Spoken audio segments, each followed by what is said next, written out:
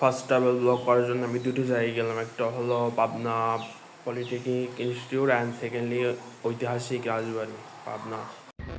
হ্যাঁ লোক আছে, আমি সামিল ইসলাম। আজকে গেছি আমি পাবনা পলিটেকনিক ইঞ্জিনিয়ারিং কলেজে। এটি 1924 সালে প্রতিষ্ঠিত। এটি ছিল ফার্স্টে বিএল ইলিয়ট টেকনিক্যাল স্কুল এবং সেটিকে পরবর্তীতে 1962 সালে এটি পাবনা পলিটেকনিক ইঞ্জিনিয়ারিং কলেজে রূপান্তরিত করা হয়।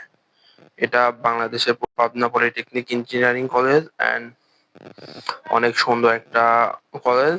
এখানে ঘুরতে গিয়েছে, বাট সেখানে একটা জিনিস ভালো লাগছে, পুরো 6 থেকে 7 তলা সমান যে একটা পানির ট্যাঙ্কি, আসলে এটা একটু অবাক করার বিষয় ছিল।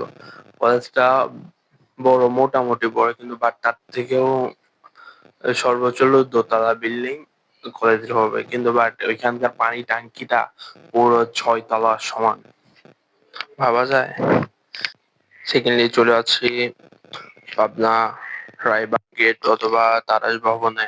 এটি হলো পাবনার ঐতিহ্যবাহী একটা রাজবাড়ি। এটি বনমালী রায় বাহাদুর নামে এক জমিদার এই রাজবাড়িটি স্থাপিত করেন।